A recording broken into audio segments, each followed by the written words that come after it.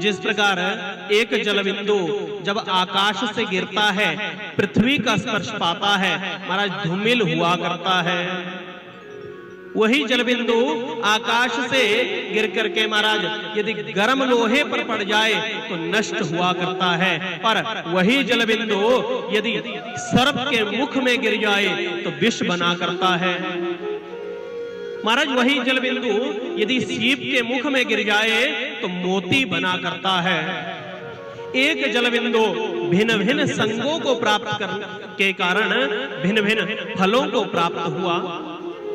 इसलिए महाराज कल्याण की चाह रखने वाले प्राणी को सज्जनों का संग करना चाहिए, उस परम पिता परमेश्वर का संग करना चाहिए।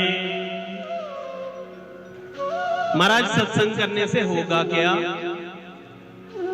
ततोदयते विवेकः। महाराज यदि आप सत्संग करते हैं तो शास्त्र कहता है ततोदयते विवेकः, महाराज विवेक उदित हुआ करता है। विवेक किसे कहते हैं? महाराज किसी विषय को जान लेना, किसी विषय में निपुण होना विवेकी हुआ करता है। शास्त्र कहता है नहीं, सद असद ज्ञानाय इति विवेकः। सद और असद का जो ज्ञान हुआ करता है, सद और असद का जो ज्ञान करवाया करता है, बोध करवाया करता है, उसे विवेक कहते हैं। महाराज ऐसा यह विवेक जो उचित अनुचित का, सद और असद का, धर्म और अधर्म का बोध करवाए, ऐसा विवेक सत्संग से प्राप्त हुआ करता है। महाराज आए दिन हम आप देखते हैं अनेक क्षेत्रों पे विस्फोटक पदार्थों का प्रयोग होता है, महाराज हिंसा इत्यादि हुआ करती है। महाराज जो व्यक्ति इन कृत्यों को क्या करते हैं वे भी अपने अपने विषय में निपुण हैं। क्या ऐसे निपुण व्यक्ति को हम विवेकी कह सकते हैं? नहीं। शास्त्र कहता है सद असद ज्ञानाय इति विवेकः। सद और असद का जो बोध करवाया करता है, ज्ञान करवाया करता है, उसे विवेक कहते हैं। महाराज उचित अनुचित का बोध करवाने वाला यह विवेक है।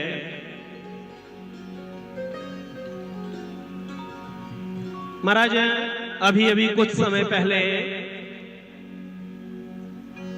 एक भारतवर्ष का सुप्रसिद्ध विद्यालय डीपीएस आगरा में, और महाराज दिल्ली के कई विद्यालयों में और मथुरा के एक दो विद्यालयों में जो घटनाएं हुई, हम आप सभी उस घटना को जानते हैं। महाराज उन घटनाओं में जो व्यक्ति संलिप्त हैं वे उच्च पद पर आसीन हैं, महाराज अपने विषय में निपुण हैं। क्या हम ऐसे व्यक्ति को विवेकी व्यक्ति कह सकते हैं? महाराज अभी अभी दिल्ली में एक 3 साल के बच्चे को, महाराज मात्र 3 साल की अवस्था का वह बालक जो एक शिक्षण संस्थान में, महाराज जो केयर टेकिंग के रूप में कुछ संस्थान खुले हैं, उन संस्थानों में एक 3 साल का बच्चा था। 2 घंटे तक महाराज शौचालय में बंद करके रख दिया गया। वो बंद करने वाले और कोई नहीं, अध्यापक हैं, महाराज पढ़े लिखे हैं। ऐसे व्यक्ति को निश्चित रूप से हम आप विवेकी नहीं कह सकते। इसलिए शास्त्र कहता है महाराज सद असद का ज्ञान विवेक से हुआ करता है, और ऐसा विवेक आज के विद्यालयों में जाकर के तो कदापि प्राप्त नहीं हो सकता। प्राचीन काल में गुरुकुलीय व्यवस्था थी, महाराज व्यक्ति निर्माण का कार्य किया जाता था। आज महाराज आज की जो शिक्षा है, आज के विद्यालय हैं, संस्कार का तो नाम नहीं, महाराज नैतिक निश्चित रूप से आज के विद्यालयों में जाकर के विवेक की प्राप्ति नहीं हो सकती।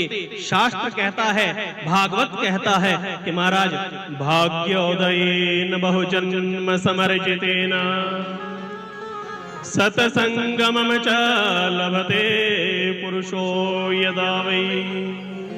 महाराज इस प्रकार का विवेक सत्संग से प्राप्त हुआ करता है। अज्ञान हेतु कृतमोह मदांधकारं नाशं विधाय ततोदयते विवेकः।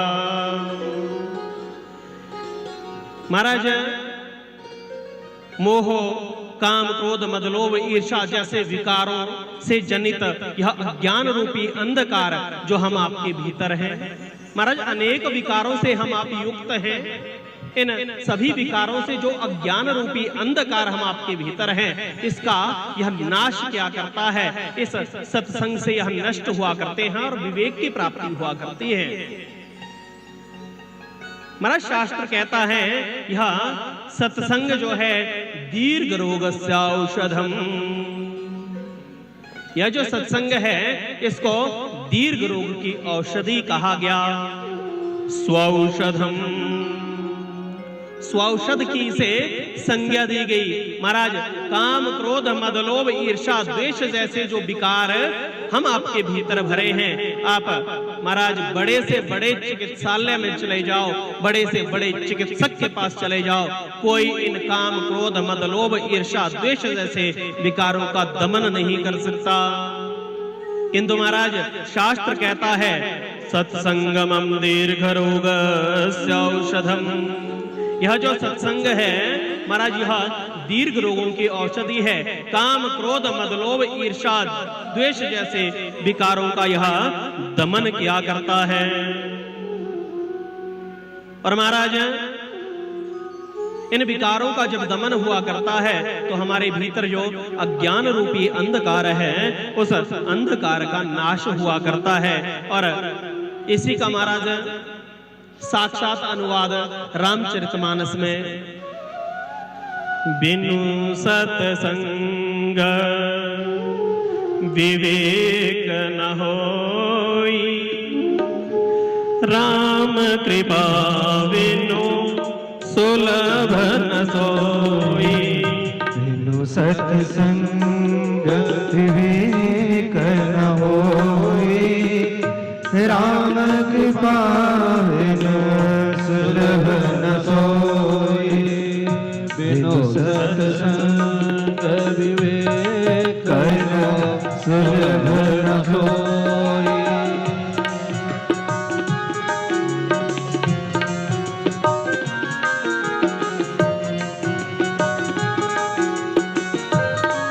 हरि बोल।